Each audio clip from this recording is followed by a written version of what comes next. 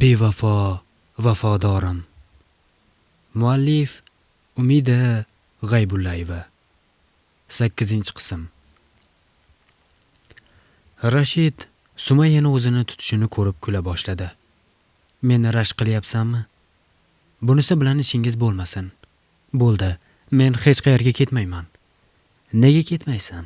Axir hozirgina ketaman deyotganding-ku. Ha, shunday degandim. Endi esa fikrimdan qaytdim. Ha, demak, meni boshqasi ilib ketishdan qo'rqasan. Shundaymi? Yo'q, shunchaki o'ylab qarasam, ketmasligim kerak ekan. Nega?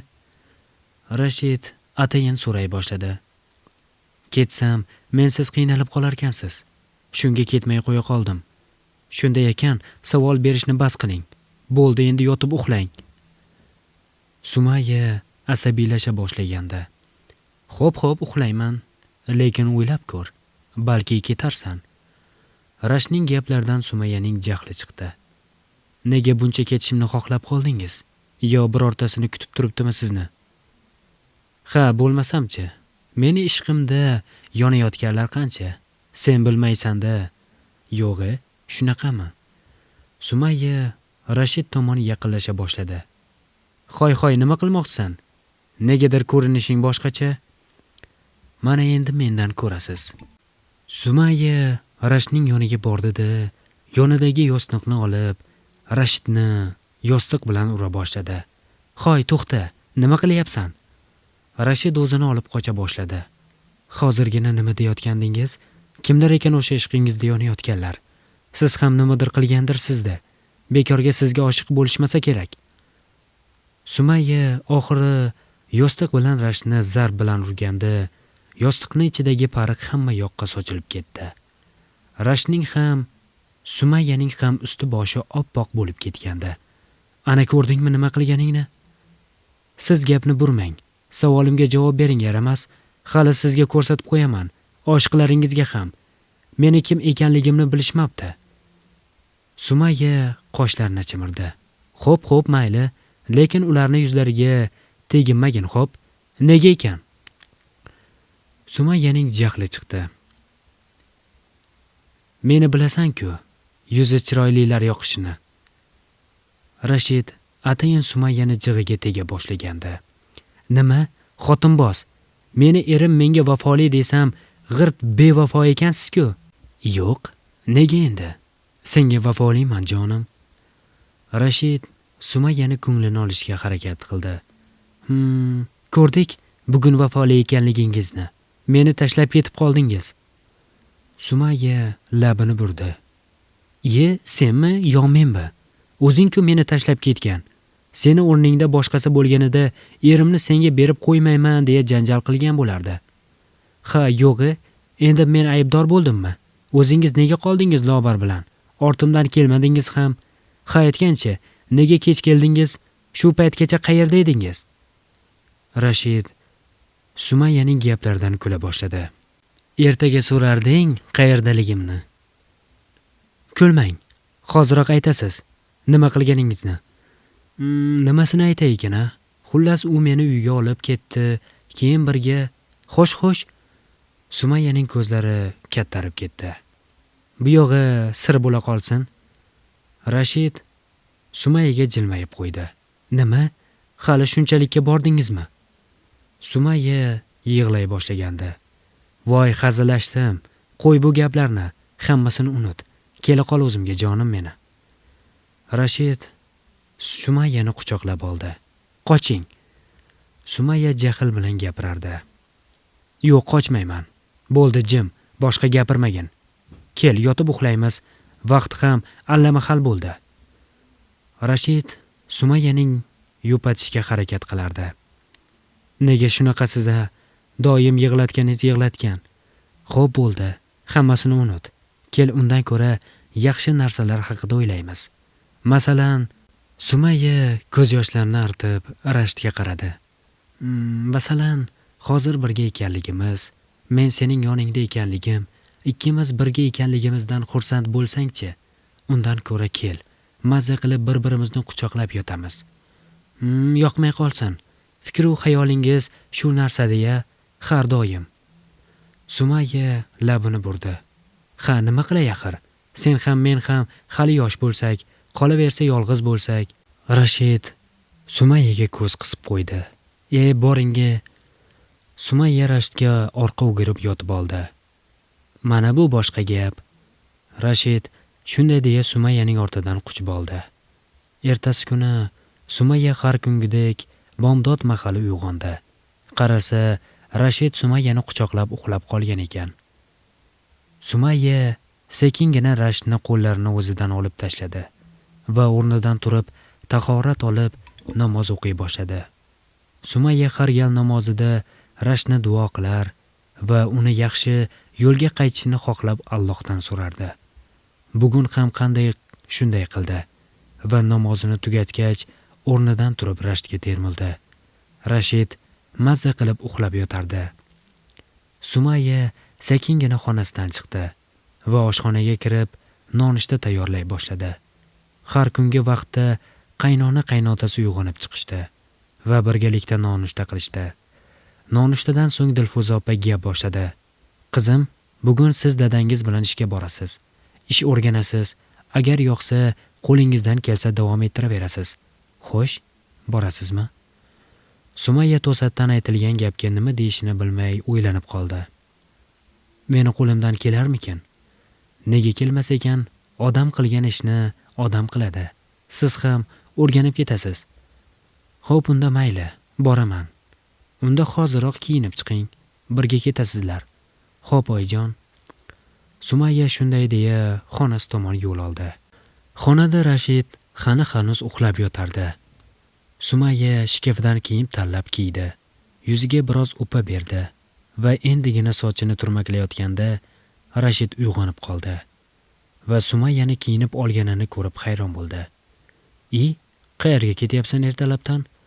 Ha, oyijon aytgandilar-da, dadangiz bilan birga boring, ishxonasiga ish o'rganasiz deya. Ha, shundaymi? Lekin o'zingga ko'p oro berib yubormadingmi? Mabodo? Sumayya darhol oynaga qaradi. Yo'q, nega? Har doimgidekman-ku. Mayli. Ko'zingga qarali. Senga birortasini ko'zi tushishini xohlamayman. Meni tushungandirsan. Xo'p. Sumayya Rashidning gaplaridan xursand bo'layotgandi. Ha, aytgancha, dadam ketaversin. Seni o'zim olib boraman. Nega? Nega bo'lardi? Axir eringman, senga mas'ulman. Rashid shunday deya o'rnidan turib, yuz qo'llarini yuvdi va kiyinib Sumayya bilan birga hovliga chiqishdi. Rashid va Sumayyani birga ko'rgan Dilfuza opa hayron bo'ldi. O'g'lim, erta turibsanmi bugun? Assalomu alaykum. Ha, bir erta turay dedim-da. Va alaykum assalom. Keliningizga ishxonaga borib ish o'rganishni aytibsiz. Shunga o'zim tashlab qo'yay degandim. Ha, yaxshi o'ylabsan. Dadangni majlisi bor ekan. Shunga shoshib ketganda. Sumayyani haydovchi tashlab qo'yadi deb turgandim. O'zing olib boradigan bo'lsang yaxshi. Mayli, unda yaxshi boringlar. Xo'p, yaxshi o'tiring. Biz ketdik unda. Rashid va Sumayya mashinaga o'tirib ketishdi. Yo'lda ketarkan, Sumayya Rashidga qarab qo'yardi. Ha, nima bo'ldi? Biror joyimga biror nima qilibdimi? Rashid hayron bo'lib so'rardi. Yo'q, o'zim shunchaki negadir xursandman. Sababi nima ekan? Sababi siz va men baxtli ekanligimiz.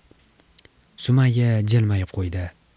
Rashidning yuragi shuv etdi va ichida o'yladi. Koshki sen o'ylagandek hammasi yaxshi bo'lgan edi.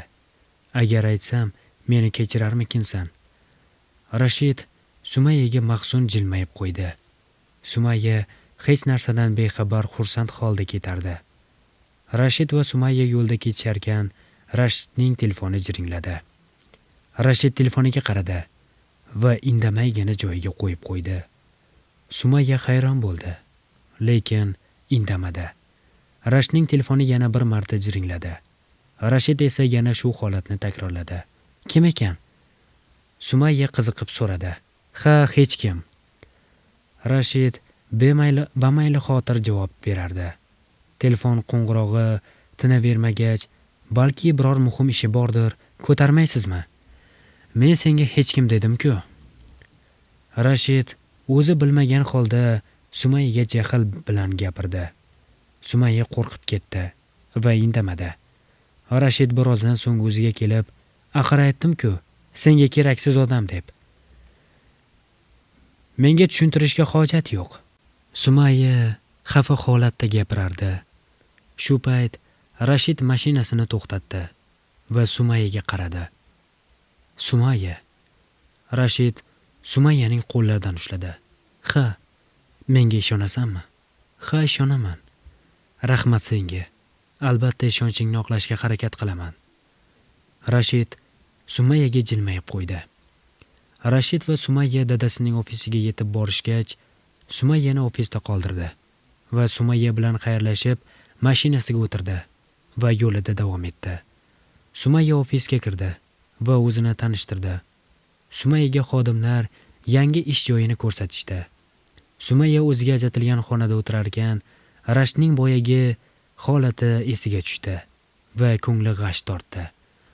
Rashid bu orada boyagi telefon qilgan odamga qaytarib qildi va gaplashib bo'lgach, mashinasini to'xtatdi va mashinasidan tushib, eshikni taqillatdi. Eshik ochildi va eshik qarshisida Lobar jilmaygancha turardi. "Jonim, buncha qolib ketdingiz? Sizni rosa sog'indim-ku." "Ha, mana keldim-ku." "Ha, xotinchangiz sezib qolmadimi ishqilib?" "Yo'q, sezmadi." "Ha, yaxshi unda, keling ichkariga, marhamat." Lobar Rashidning qo'llaridan ushlab olgandi. Rashid Lobarning uyiga kirdi va divanga o'tirdi. Lobar ham Rashidning yoniga o'tirib oldi. "Xo'sh, Sumayyaga hammasini aytdingizmi?" "Yo'q, hali ayta olmadim." "Nega? Qachon aytasiz unda?" "Hozir emas." "Xo'p, unda bolamiz tug'ilganida aytmoqchimisiz?" Lobar soxta ko'z yosh to'ka boshlagandi. "Yo'q, aytaman, lekin menga biroz vaqt kerak." "Vaqt? Men hech narsani bilmayman. Tezroq Sumayyaga aytishingiz kerak. Nega o'sha qiz katta saroyda yashashi kerak? Men esa oddiy bir kvartirada yashayapman. Uni o'rnida aslida men bo'lishim kerak edi. Men-ku qornimda sizni bolangizni ko'tarib yurgan. Bo'ldi, bas qil. O'zingni Sumayyaga tenglashtirma. U boshqa, sen boshqa. U hech kimga o'xshamaydi. Begona erkaklarning qo'yniga kirmaydi." Rashid jahl bilan gapirardi. Endi yoqmay qoldimmi?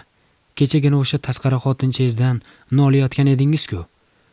Lobarning gaplaridan Rashidning jahli chiqdi va Lobarning bo'ynidan oldi. "Bo'ldi, qil. U haqida boshqa gapirma, tushundingmi?" Bir kun oldin Sumayya Rashid va Lobar yonidan ketgandan so'ng, Rashid ham Sumayyani ortidan ketmoqchi bo'lganda Lobar to'xtatib qolgandi. "Hoy, qayerga ketyapsiz? Meni tashlab keta olmaysiz. Bunga haqqingiz yo'q." Lobar Rashidning ortidan bordi va yo'lini to'sdi. "Nega gaplarimga parvo qilmayapsiz? Iltimos, hozir emas. Sen bilan boshqa safar gaplashamiz." Rashid Lobarni tinchlantirishga urinardi. "Yo'q, bunaqasi ketmaydi. Men sizga bir muhim narsani aytmoqchiman. Kel, shuni boshqa safar gaplashaylik, xo'p?" "Yo'q, hoziroq aytishim kerak. Men homiladorman." Lobar Rashidga jilmayib qo'ydi. Rashid esa Lobarning gaplaridan shokka tushgandi. "Nima? Qanday qilib? Bu nima deganingiz? Axir biz qachondan beri xotinlardek yashayapmiz-ku.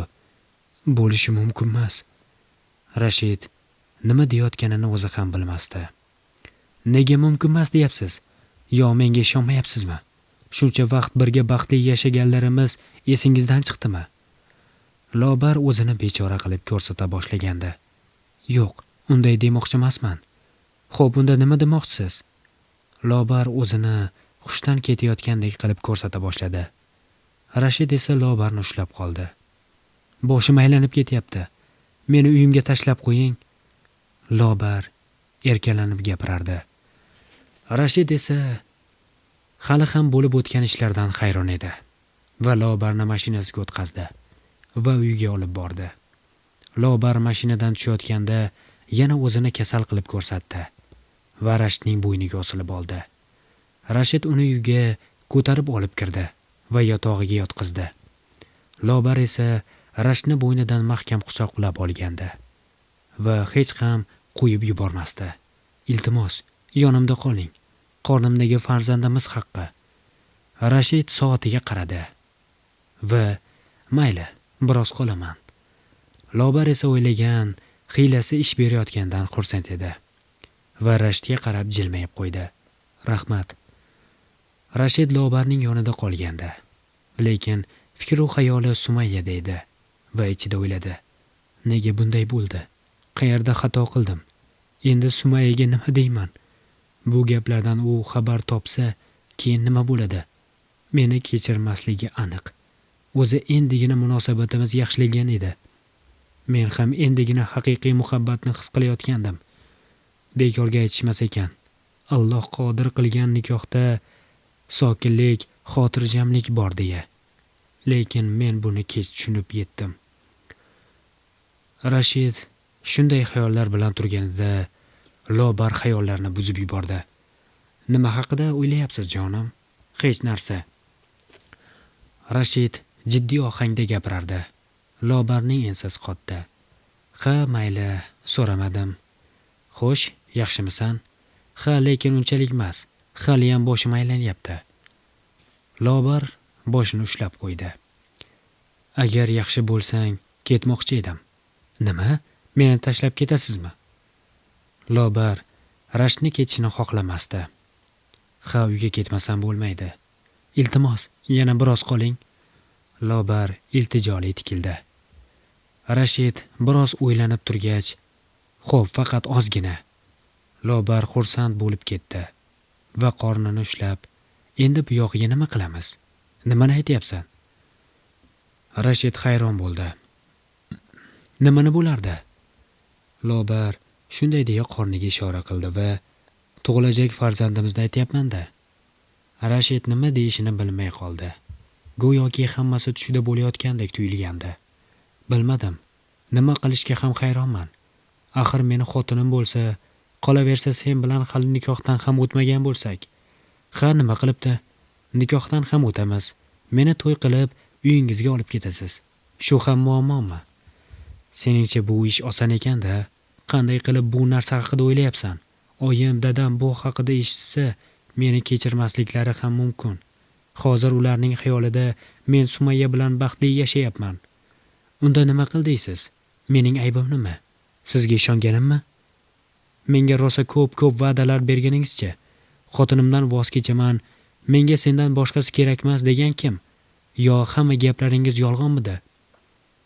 Yo Lobar yig'lay boshlagandi. "To'g'ri, shu gaplarni aytganman. Lekin oldingi Rashid bilan hozirgi Rashidning farqi bor. Men o'zgardim. Oldin Sumayyani yomon ko'rardim. Lekin hozir unday emas. Men hozir usiz hayotimni tasavvur ham qila olmayman. Shunday ekan, men seni tanlab undan voz kecha olmayman. Meni to'g'ri tushunasan degan umiddaman." Lobar Rashiddan bunday so'zlarni kutmaganligi uchun ham Rashidning so'zlariga hayron bo'lib qoldi. Go'yoki hozir homiladorligini bilgani uchun Sumayya bilan ajrashib menga uylanadi degan umidda edi. Shu sababli ham Lobarning jahli chiqdi. "Xo'sh, unda nima qil deysiz? Meni shu holatimda tashlab ketmoqchimisiz? Aslo bunga yo'l qo'ymayman. Siz meni hali bilmabsiz. Kerak bo'lsa, o'sha Sumayyadan voz kechasiz." Lobar borgan sari jiddiy ohangda gapirardi. "To'g'ri, hozir ikkimiz ham birdek aybdormiz. Lekin qorningdagi begunoh. Shunday ekan, sizlarni tashlab qo'ymayman. Qo'limdan kelgancha yordam berib, xabar olib turaman." Lobar yana yig'lay boshladi. "Meni shularga rozi bo'ladi deb o'ylaysizmi? Yo'q, bunday qila olmayman. Men axir sizni farzandingizni ko'tarib yuribman-ku. Nega buni boshqalardan yashirarkanman?" Rashid Lobarni ko'ndirishga harakat qilardi, lekin baribir rozi bo'lmadi. "Xo'p, unda o'zing bilasan, men ketdim." Rashid shunday deya Lobarni uydan chiqdi.